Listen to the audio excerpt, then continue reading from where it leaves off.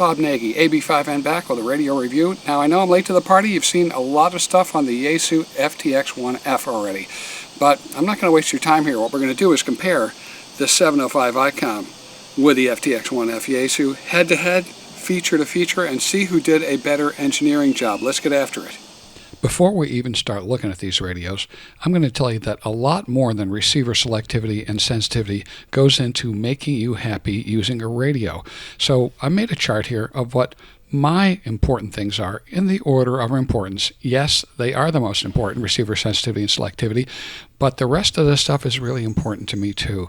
So at the end of all this, we'll sort of take a look at this chart and see if we can come up with a numerical comparison between these two radios.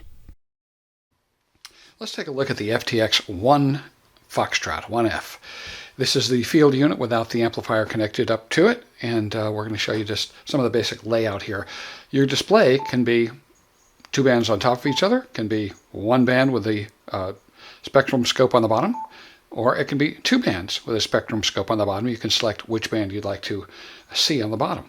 The top we have a nice selection of buttons over here, and this has to do with your wires XC4FM right over here. Your Super DX button, which is using the DSP and such to really try to squeeze out a little bit more sensitivity. Sort of an interesting gimmicky feature that they've thrown in. Programmable memory groups and MAG over here have to do with the way that you can group your memories together for scanning. They don't do standard banks like they do on the Icom, so they've sort of come up with alternative ways of doing that. That's quite useful and do work. These two buttons here is if you hold it in, you can change the band selection screen comes up, and this one uses two. It's normal and wide, which is sort of nice. It lets you select between two filters right away, whatever you're listening to, the narrow and wide, and you can set that for what you want it. And if you hold it in, you can go to the mode selection screen and select your mode on the screen.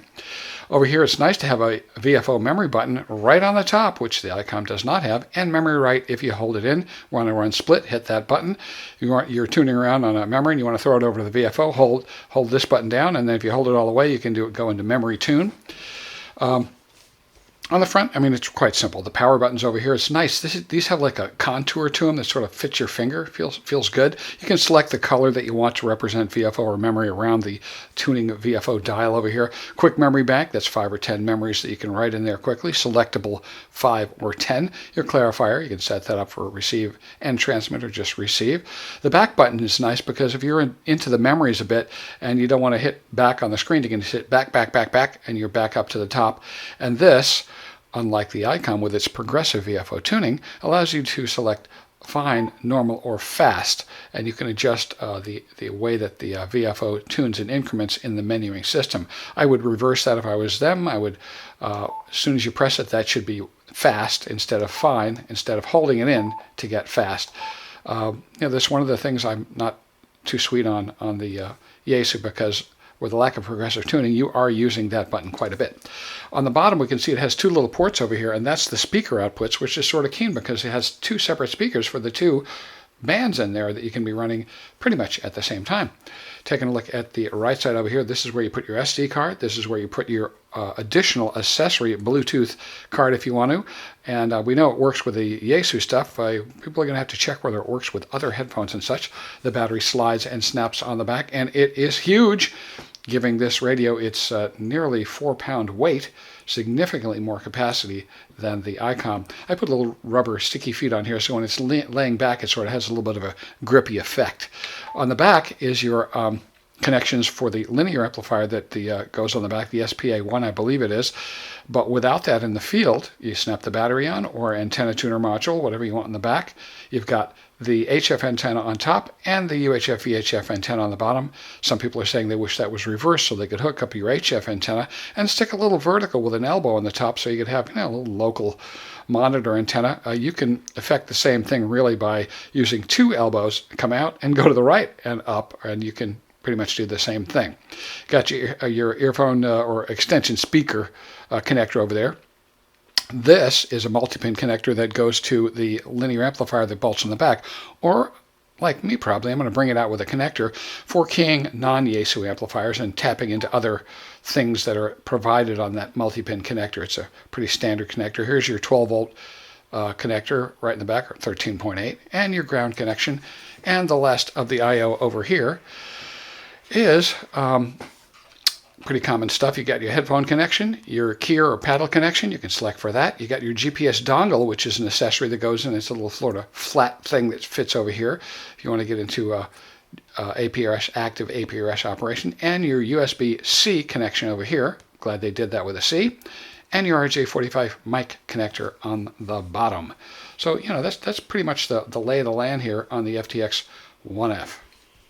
On the Icom IC-705, initially it looked like the FTX1F was a larger radio, but it's about the same size. The difference is in the weight, and a lot of that is the larger battery that's on the back, because this uses a sort of standard handy-talkie battery, which you can, of course, get the thicker one if you like.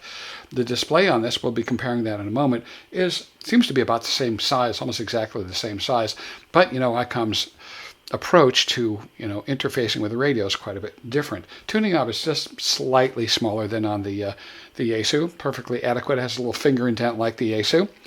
But on the screen over here, we have a row of selection buttons on the bottom, which you can go through 3 different sets of them. So you're going to be, actually 1, 2. I thought there was 3. Maybe there's just 2, and they're pretty much obvious what they are, how wide of a span you want on the spectrum scope. You can freeze the scope. You can change the mode of the scope to center or fixed, so you're moving the background or you're moving the foreground.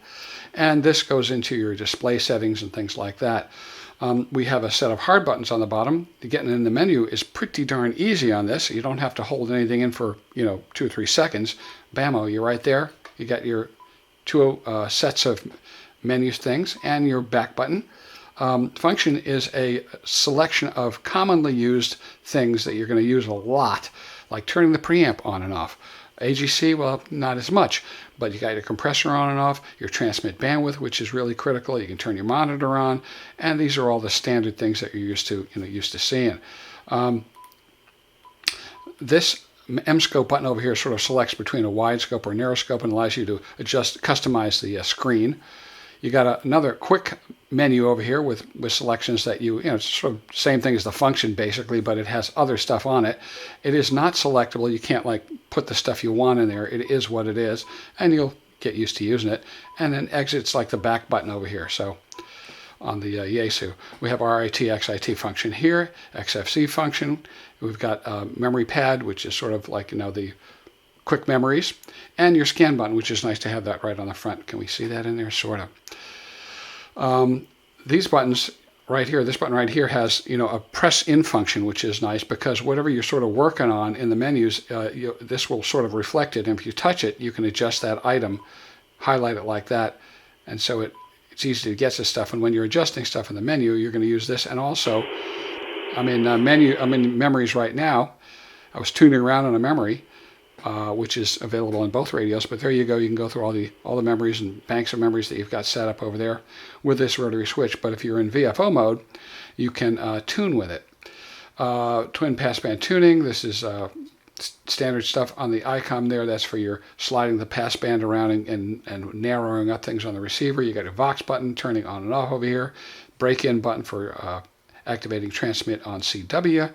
And basically, let's take a look at the I/O here because it is a little bit different the way it's laid out.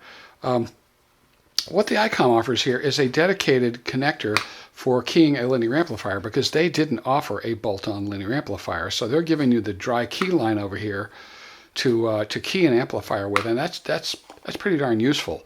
You got tuner out over here to go to one of their tuners and control the band on the tuner. You've got your CW key input, and you got your micro USB right over here connection over here on the bottom. The original one was the D-shaped mini connector, and then there is a third-party available replacement board that can change this to USB-C, which actually I've done.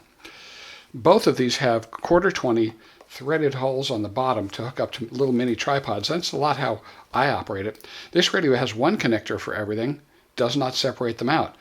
Sort of interesting. It works for me. Here's the thing that locks down the mic connector, so you pull on the cord and you're not going to pull the connector out.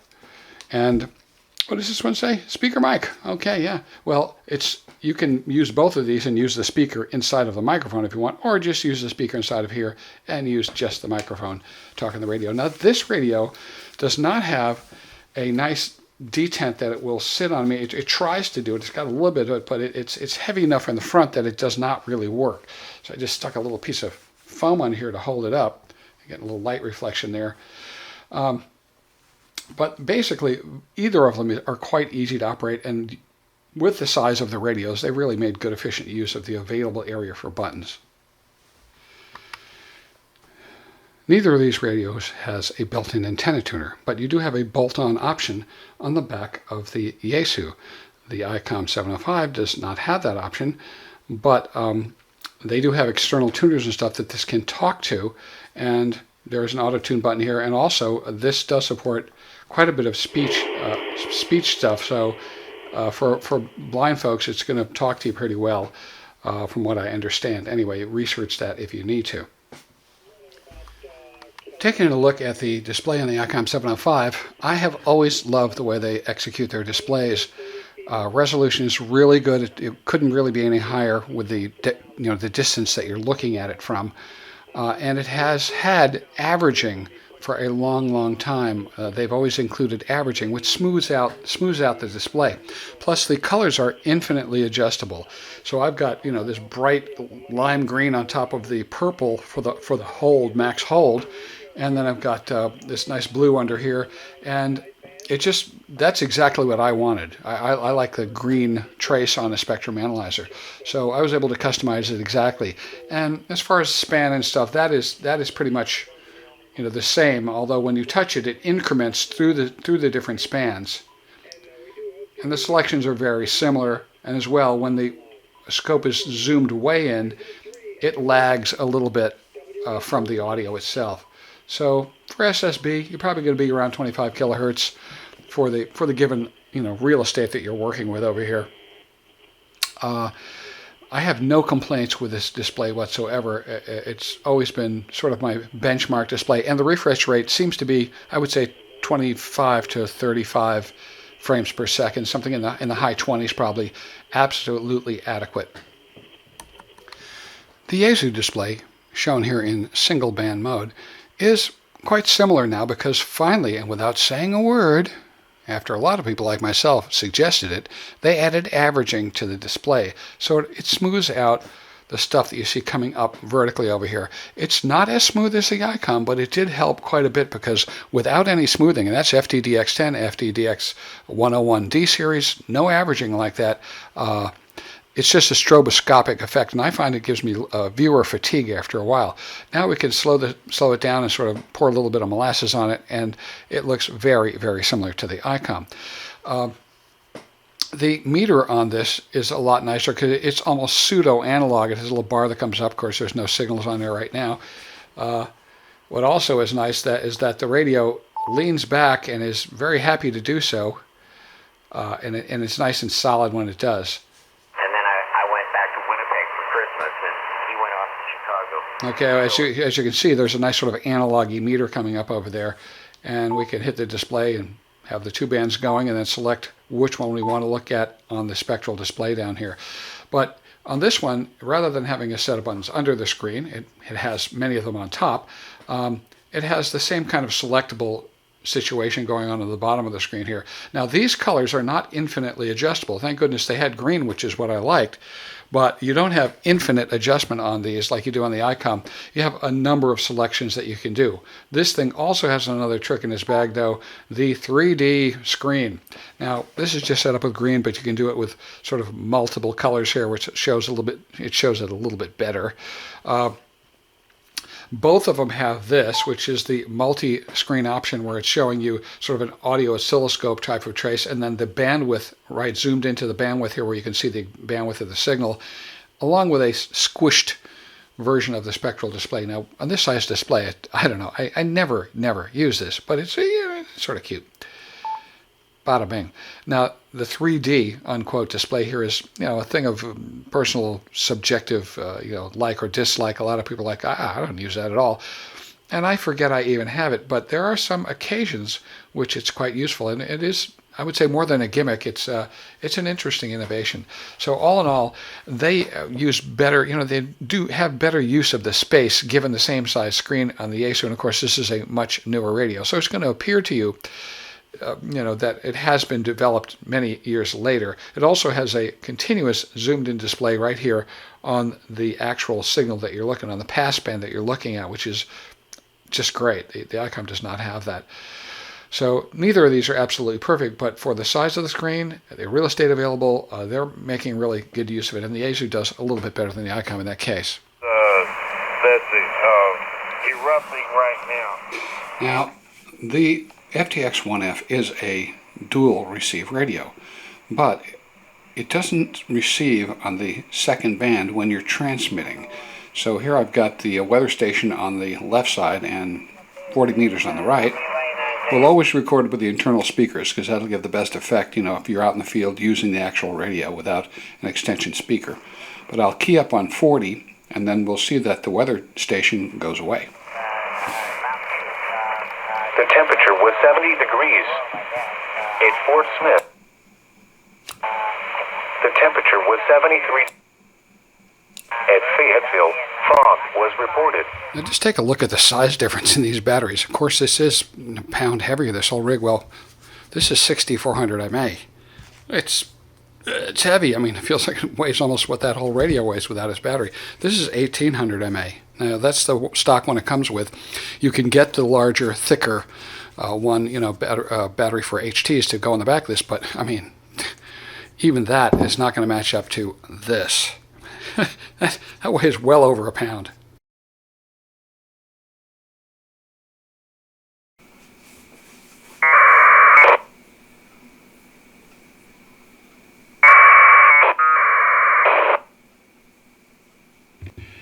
In our main menuing system here, we do have 4 selections that are controlling the aspects of the APRS.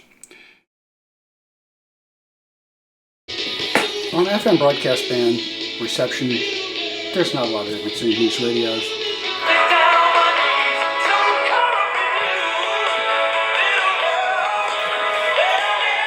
And that's the FTX1F.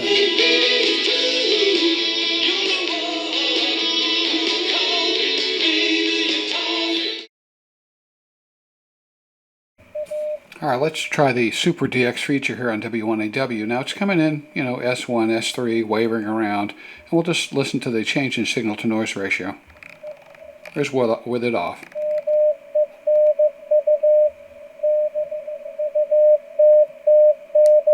Kicking it on.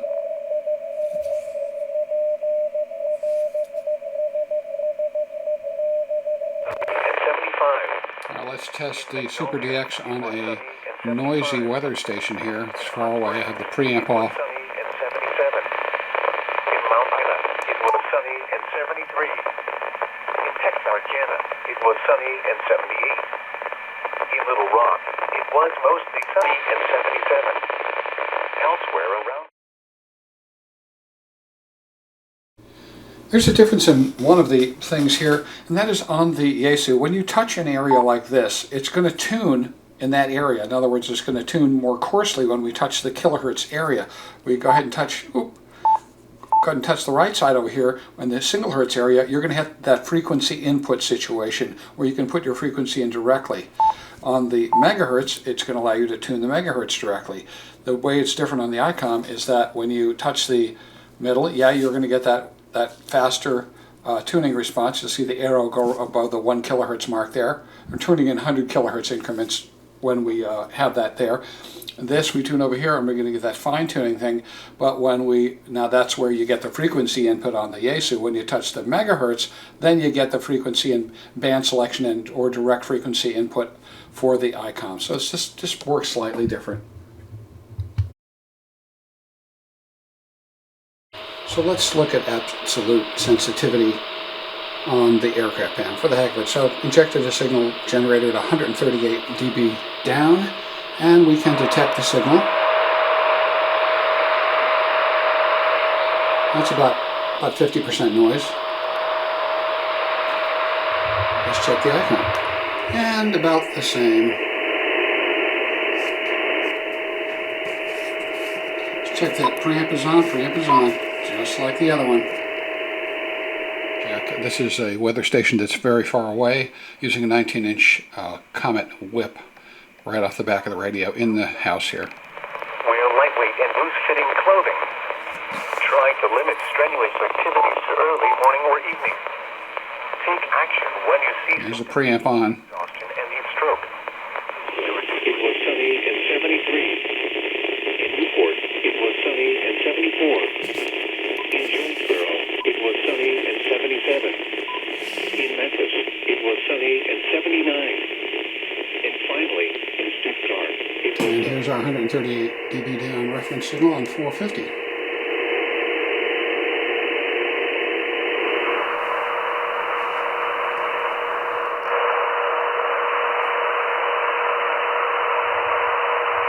And on 2 meters here, here's 123 dB down, signal injection directly into the receiver with the preamp off.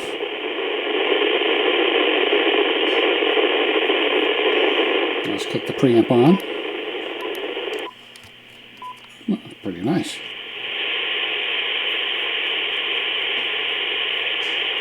With the preamp off.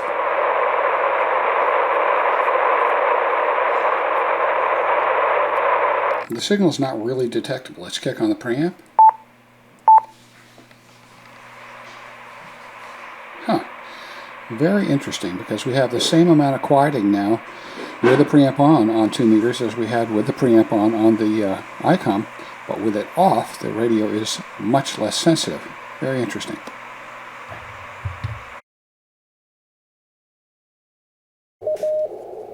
Here's a respectable CW signal. S6, 500 hertz filter.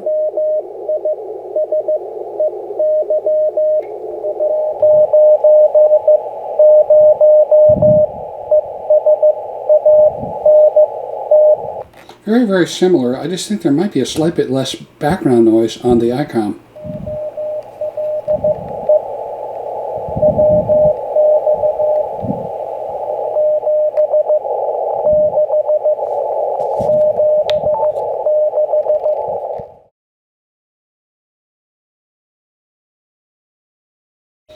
I wasn't even going to bother showing you the notches on both of these radios, as I'm sure they both work fine. We'll just take a quick look on WWV.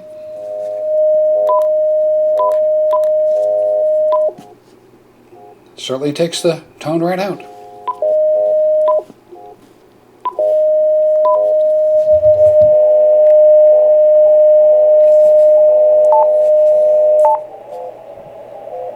Takes it right out. I just wanted to show you the color palettes that are available on the Yaesu here. It's not infinite like it is on the Icom, but there's a pretty good selection of colors, and whatever you like. I mean, I'll try it all kind of, you can go full on rainbow here, and strong signals will turn red in the center, so we can show that a little bit better.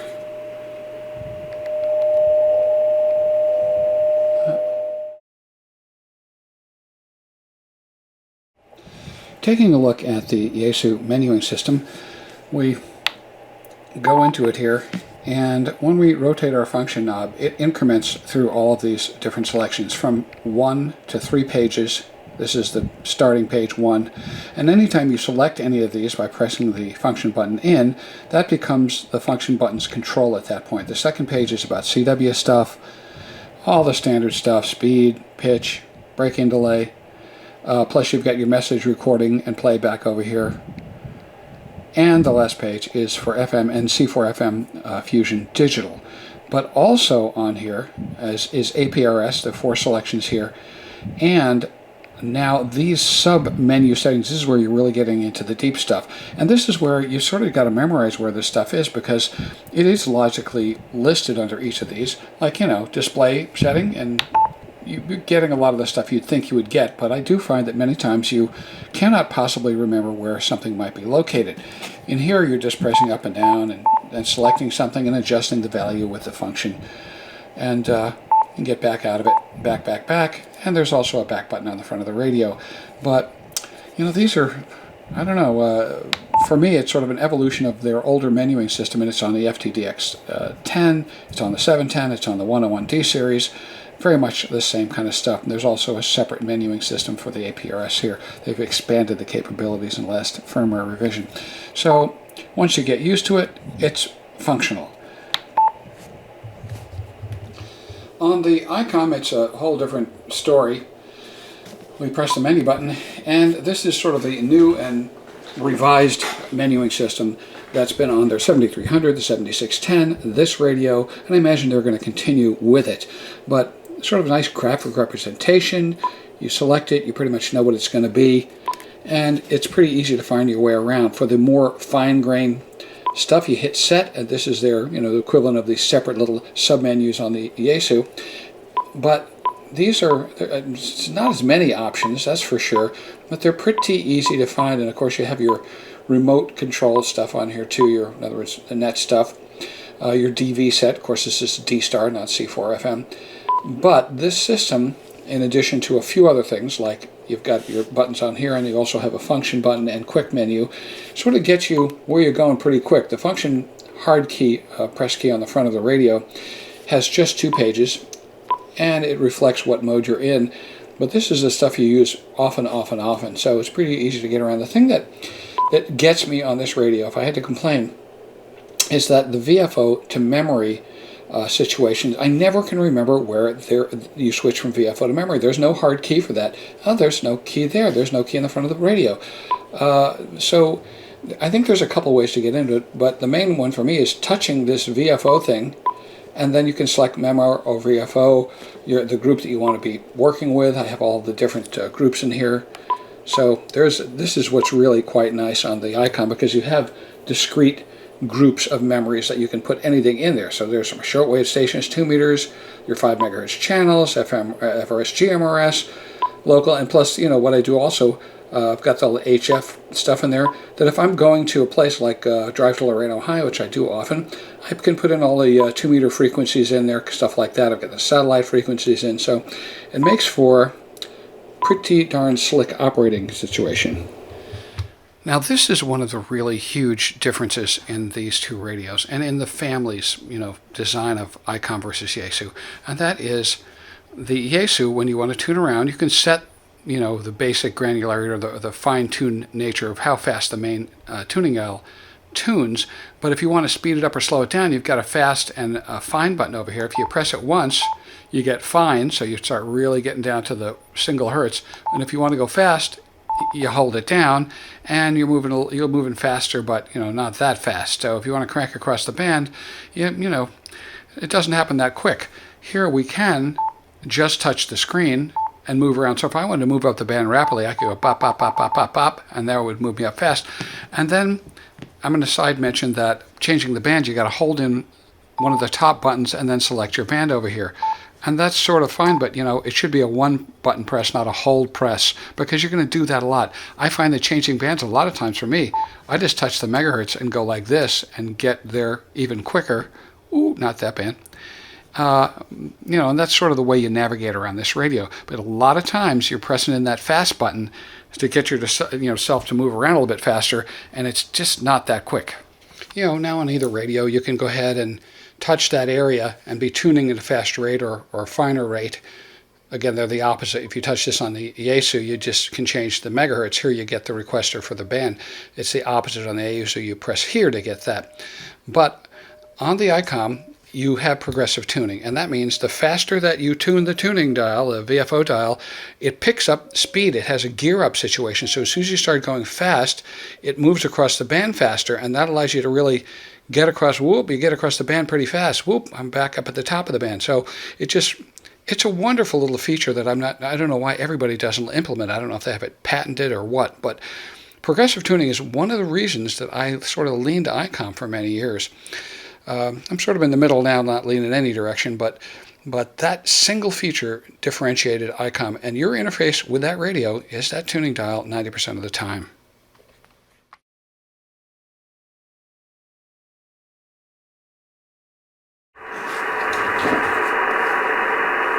This is the Icom 705, 1, 2, 3, 4, 5, 4, 3, 2, 1. As you can see, receiving set is FTX1F, 1, 2, 3, 4, 5, and these are set up as per optimum for my subjective feelings about it. 1, 2, 3, 4, 5, 4, 3, 2, 1, and out. FTX1F, FTX1F. FTX1F testing 1, 2, 3, 4, 5, 4, 3, 2, 1. FTX1F 1, 2, 3, 4, 5, 4, 3, 2, 1, and out. Now, a feature that the Yaesu has that Icom doesn't have is contour. It's sort of a little boost which you can control the width of, like an audio peaking filter that you can control the width of and the strength of. It's sometimes useful on sideband, and it can be used as well as on CW. I'll give you a demonstration of me sweeping through the passband with the contour filter on the Yaesu. Go out, Harley. You got to have long speed, and go fishing. You better have some wind, and you better be out in the water. As soon as you get on the land, they'll cover you up, over. Yeah, that's why I always like to have me a big bottle of that Skin So Soft by Avon. I'd put some of that stuff on in around my ears and my neck and back of my head and on my jaw. We do not have access to the contour function in CW mode, but it turns into the peaking filter. So we can demonstrate that. Pretty much the same type of thing, but just calling it something else. But it's what shows up when you hold in the DSP control, go over to peaking, kick it on.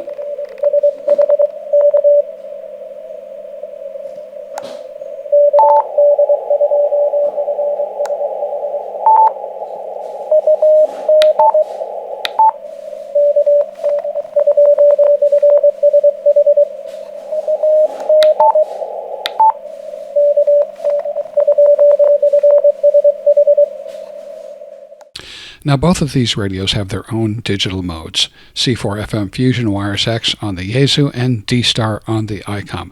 And that's apples and oranges. We can both, assume that the radios are going to deal with their modes with all the features and functions that you normally expect with these modes. Both of these modes have fallen out of use in favor of DMR and other stuff that's coming on, but there still is activity on them. So it's not within the purview of this review to talk about the fine points, because we can't compare these two digital modes apples to apples. All right, it's time to do our super subjective numerical rating of the two radios. RX selectivity. Now, I didn't do a definitive test on this, and I'm sure Rob Sherwood's going to be coming out with a number soon, but I can tell you from seat of the pants that the Yaesu is a much more selective radio. It's due to the way it's designed, so we're giving it a couple of extra points. This is all 1 out of 10, 1 to 10. Sensitivity seems to be identical on both. They have a little bit different gain structure through the front end, but in the end, pulling out weak signals is going to be about the same on these. Transmit quality, I think they're about the same. I wouldn't give you a nickel for the difference. Both excellent. Spectrum display. Now this, I'm including the fact that the radio is a dual receive unit. The spectrum display itself is nicer on the Yaesu now that it has averaging, but also the idea that it can receive at least 2 bands at once. It's not full duplex. Is going to give it 3 points more on that to begin with. The menuing system, I don't like it on the Yaesu, but it's navigable. It's okay in the rest of the user interface with the buttons and such. But I'm giving it to the Icom with 2 points because their new menuing system is really slick, intuitive, and you don't get lost in the thing. You don't have to remember where stuff is. I never can find stuff on the Yaesu. Maybe that's just me. Now we get to the digital noise reduction, the noise blanker, and the notch. Now, notches are the same on both of these radios. The noise blankers are about the same, nothing spectacular. But the digital noise reduction on the Yaesu is clearly superior and of a newer variety than that on the Icom. So it's getting a 2-point bump on this one. I/O, the same. It's slightly different what they're offering, but you can get everything you need out of both of those radios.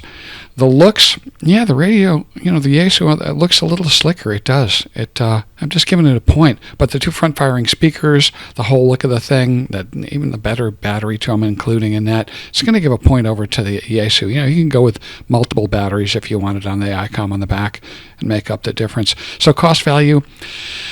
Right now, it just depends on who's running a sale, but you're getting a little better radio. So if you're paying about the same, the cost value is a little better on the Yaesu.